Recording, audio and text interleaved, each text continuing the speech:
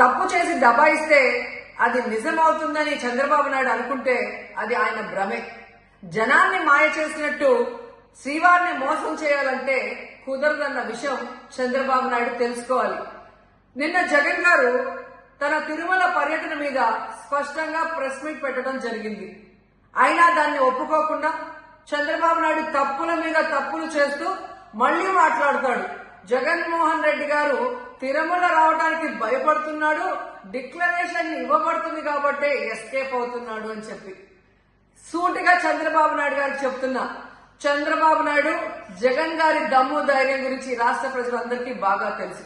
నిన్న కూడా ఆయన భయపడేవాడైతే అంత స్పష్టంగా ప్రెస్ మీట్ పెట్టి ఏ విధంగా తన మతం మానవత్వం, తను ఏ విధంగా బైబిల్ చదువుతారు, బయటకు వచ్చినప్పుడు హిందువుల మనోభిప్రాయాన్ని గౌరవించి గుళ్లకు వచ్చి పూజలు చేస్తారు, అలాగే మసీదులకు వెళ్లి ఎలా పూజలు చేస్తారు, అలాగే సిక్కుల్ని గౌరవించి ఎలా వాళ్ళ పూజలు చేస్తారో చెప్పడం జరిగింది.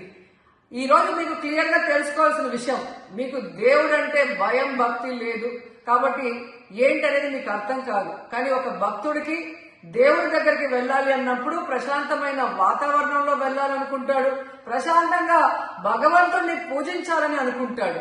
కానీ ఈ రోజు మీరు జగన్మోహన్ రెడ్డి గారు తిరుమలకు వస్తానని అనౌన్స్ చేసిన దగ్గర నుంచి బీజేపీలో కొందరు, జనసేన, తెలుగుదేశం పార్టీ ఎలా అలజడి సృష్టిస్తున్నారో అందరూ కూడా గమనిస్తున్నారు. ఏ విధంగా అలిపిరి దగ్గర మేము అటాక్ చేస్తాం, అడ్డుకుంటామని చెప్పటం, అలాగే వైఎస్ఆర్ కాంగ్రెస్ పార్టీ నాయకులందరికీ, కార్యకర్తలందరికీ నోటీసులు ఇచ్చి జగన్మోహన్ రెడ్డి గారి పర్యటనకి పర్మిషన్ లేదు కాబట్టి ఎవరొచ్చినా అరెస్ట్ చేస్తామన్నట్టుగా భయభ్రాంతులకు మీరు ఎలా గురి చేశారు. అండ్ ఈరోజు కుల రాజకీయాలు చేసి రాష్ట్రాన్ని భ్రష్టు పట్టించడమే కాకుండా మత రాజకీయాలు కూడా మీరు ఎలా చేస్తున్నారో అందరూ కూడా గమనిస్తున్నారు. ఇలాంటి వాతావరణంలో దర్శనం చేసుకోలేము కాబట్టే జగన్మోహన్ రెడ్డి గారు ఏ విధంగా ఆ తిరుమల ట్రిప్ ని క్యాన్సిల్ చేసి తన అభిప్రాయాల్ని ప్రెస్ ద్వారా ప్రజలకి తెలియజేయడం జరిగింది.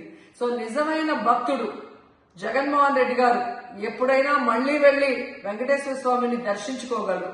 5 సంవత్సరాలు తన తండ్రి మరి ముఖ్యమంత్రిగా వెంకటేశ్వర స్వామికి పట్టు వస్త్రాలు ఇచ్చారు.